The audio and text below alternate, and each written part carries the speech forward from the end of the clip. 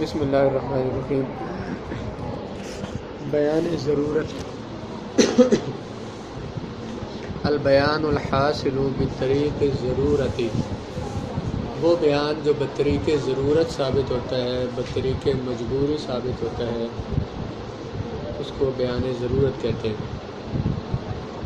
وہ بیان جو کہ بطور ضرورت، بطور مجبوری ثابت ہوتا ہے۔ اس کے ثابت ہونے کی چند صورتیں ہیں۔ کلام میں مذکور حصہ کبھی غیر مذکور حصہ کے لیے بیان ضرورت ہوتا ہے۔ کبھی ایک بات بیان کی جاتی ہے اور دوسری نہیں بیان کی جاتی، تو جو کچھ بیان کیا جاتا ہے نا، اس سے نہ کی ہوئی بات اس سے خود بخود سمجھ آ جاتی ہے، اس کو بیان ضرورت کہتے ہیں۔ مثلا جیسے ہم یہ کہیں کہ آج کیا دن ہے؟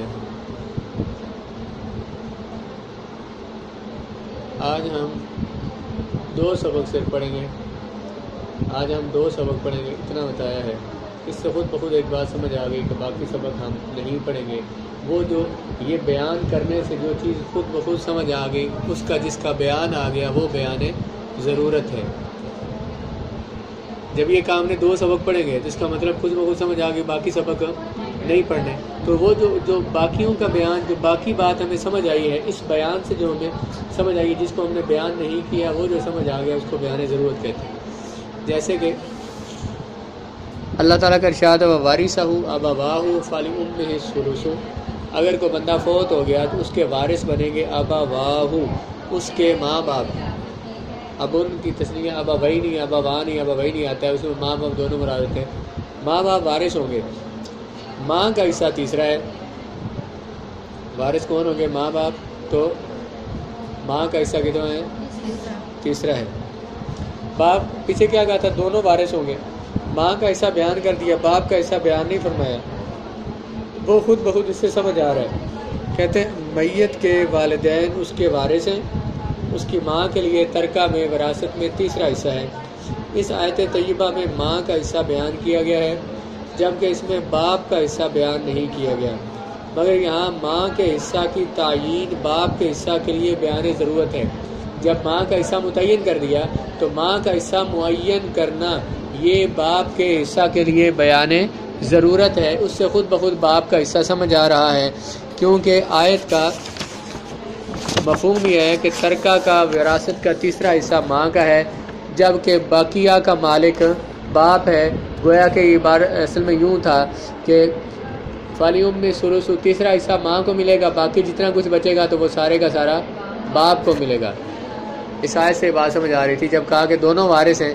یہ ایک صورت بیان کی ہے غالباً جہاں اولاد نہیں ہے، اس صورت کو بیان کیا ہوگا، تو وہاں پہ ماں کو ملے گا، ماں باپ دونوں وارث ہوں گے، ماں کو تیسرا حصہ ملے گا۔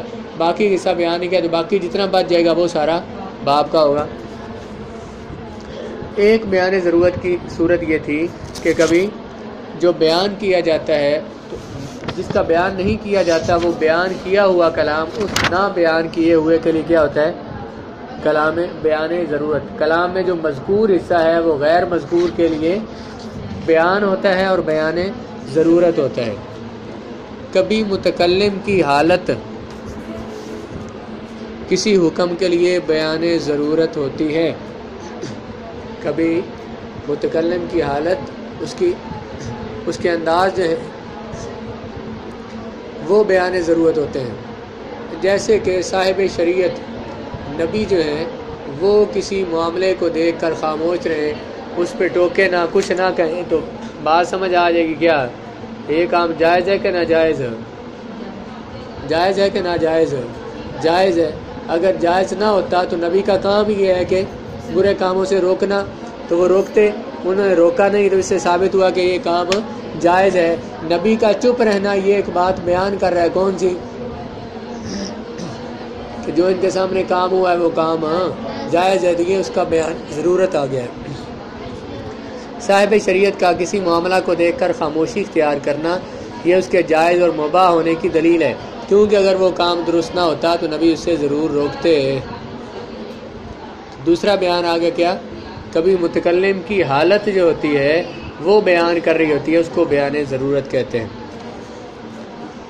کبھی بیان ضرورت کا ثبوت لوگوں کو نقصان اور دھوکہ سے محفوظ رکھنے کی وجہ سے ہوتا ہے۔ بیان ضرورت کبھی کس سے ثابت ہوتی ہے؟ لوگوں کو نقصان اور دھوکہ سے محفوظ رکھنے کی وجہ سے۔ بیان ضرورت کیسے ثابت ہوتا ہے؟ لوگوں کو نقصان اور دھوکہ سے محفوظ رکھنے کی وجہ سے ہوتا ہے۔ جیسے اسلامی ریاست کے کسی علاقے میں کوئی غیر مسلم آ کر رہائش پذیر ہوا، حاکم وقت کو پتہ بھی چل گیا اس کے متعلق کہ یہاں کو بندہ باہر سے آ کر رہا ہے، تو وہ خاموش رہا۔ تو یہ خاموشی اس بات کی دلیل ہے کہ اس غیر مسلم کی یہاں پہ رہائش جو ہے وہ اس حاکم کی اجازت کے بغیر نہیں ہے، اس نے اجازت دی ہے اس لیے رہ رہا ہے، کیونکہ غیر مسلم کی سکونت، اس کی رہائش مسلمانوں کے لیے یقیناً نقصان دہ ہے، جس سے مسلمانوں کو محفوظ رکھنا حاکم وقت کی ذمہ داری ہے۔ اس لیے اگر غیر مسلم کی سکونت بلا اجازت ہوتی تو یقیناً حاکم اس کو گرفتار کرتا۔ حاکم کا اسے گرفتار نہ کرنا یہ اس بات کی دلیل ہے کہ غیر مسلم کا یہاں رہنا کیا تھا؟ جائز ہے، اور بیان ضرورت سے خود بخود ثابت ہے۔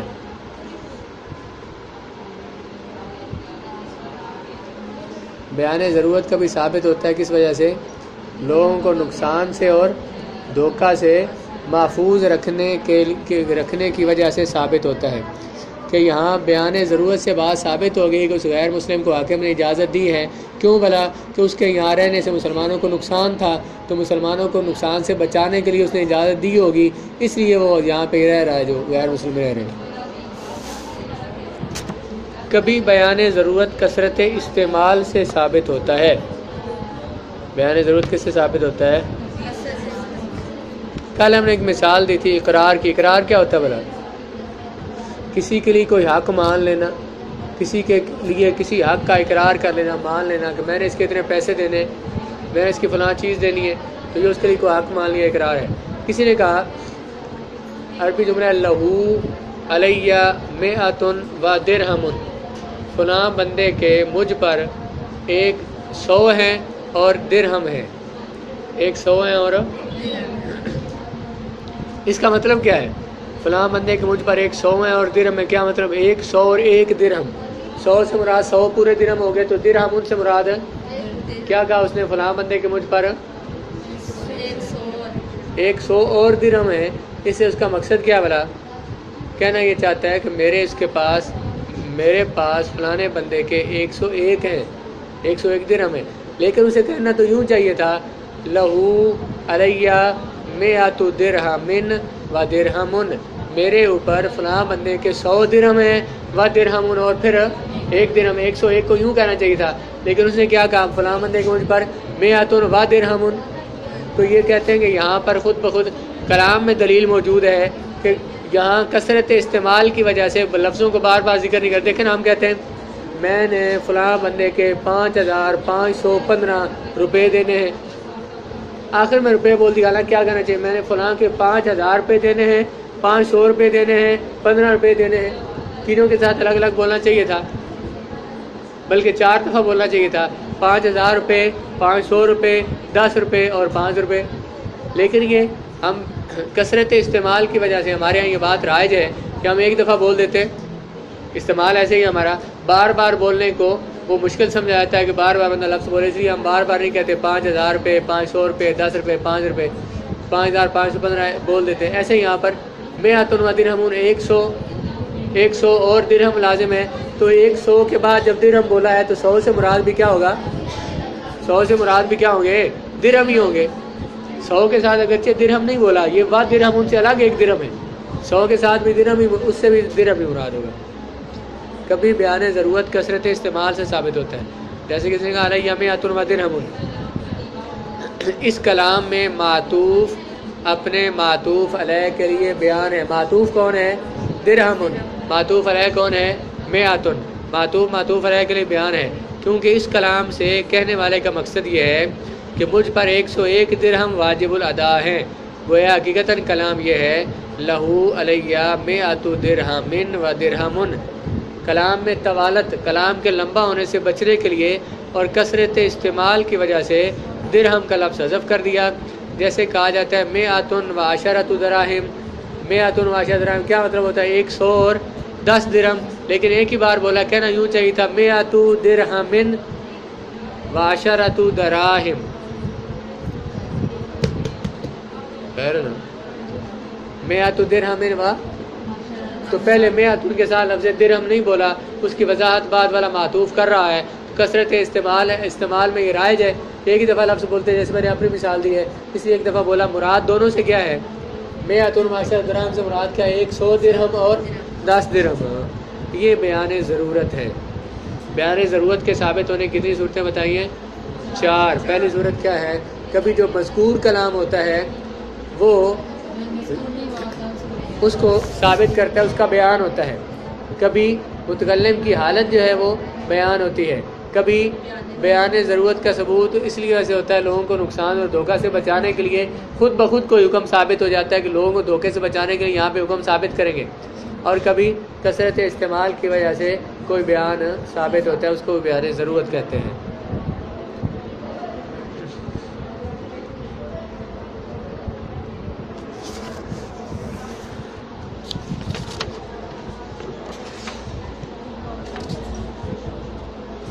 آگے بیان تبدیل بھی دیکھ لیں۔ وہ النسخ، بیان تبدیل کہتے ہیں نسخ کو۔ النسخ لغتاً یطلق علی احد الامرین، لغت میں نسخ بولتے ہیں دو چیزوں میں سے ایک پر، الازالۃ والنقل، زائل کرنا، مٹا دینا، اور نقل کرنا، منتقل کرنا، مٹا دینا اور منتقل کرنا۔ جیسے کہا جاتا ہے ناصحت الریح آثار القدم یا ازالتہ، جیسے کہ عرب جملہ بولتے ہیں کہ ہوا نے مٹا دیے آثار القدم، قدموں کے نشانات۔ ناسخت یہاں کس معنی میں ہے؟ مٹانے کے معنی میں۔ ناسخت الریح آثار القدم، مٹا دیے ہوا نے قدموں کے نشان۔ ناسخ یہاں معنی کیا؟ ازالتہ، ازالہ یزیل معنی زائل کرنا، نسخ کرنا، دونوں ایک ہی معنی، کیا مطلب؟ مٹا دینا۔ دوسرا مفہوم اس کا یہ ہے هو نقل الشیء وتحویلہ من حالت الی حالت و من مکان الی مکان۔ نسخ کہتے ہیں کسی چیز کو ایک حالت سے دوسری حالت میں منتقل کرنا، یا ایک جگہ سے دوسری جگہ منتقل کرنا، کسی چیز کو یا ایک مکان سے ایک جگہ سے۔ وفی الاصطلاح، اصطلاح میں ازالۃ الحکم الشرعی الثابت بدلیل شرعی متقدم بدلیل متراخ عنہ، شریعت کا وہ حکم جو کسی دلیل شرعی سے ثابت ہو، اس کو کسی ایسی دلیل شرعی سے جو بعد، شریعت کا وہ حکم جو کہ پہلے کسی پہلی دلیل شرعی سے ثابت ہو، اس کو بعد والی کسی دلیل شرعی سے بدل دینا، ختم کر دینا، اس کو نسخ کہتے ہیں۔ شرعی دلیل سے ایک شریعت کا حکم ثابت ہے، بعد میں آنے والی ایک اور شرعی دلیل سے اس حکم کو بدل دینا، اس کو نسخ کہا جاتا ہے۔ معنی سمجھ آیا؟ نسخ کی تعریف کیا ہوئی؟ کوئی حکم شرعی دلیل شرعی سے ثابت ہے، اس کو بدل دینا کس کے ساتھ؟ اس دلیل شرعی کے ساتھ جو بعد میں آنے والی ہے۔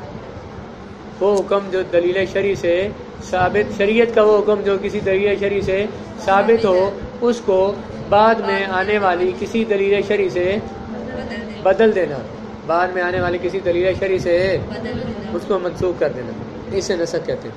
اصطلاح میں متقدم دلیل شرعی سے ثابت شدہ، ثابت ہوئے حکم شرعی کو متأخر دلیل شرعی سے زائل کرنا، ختم کرنا نسخ کہلاتا ہے۔ کیا کہا ہے؟ متقدم دلیل شرعی سے ثابت شدہ حکم شرعی کو متأخر دلیل شرعی سے زائل کرنا، ختم کرنا نسخ کہلاتا ہے۔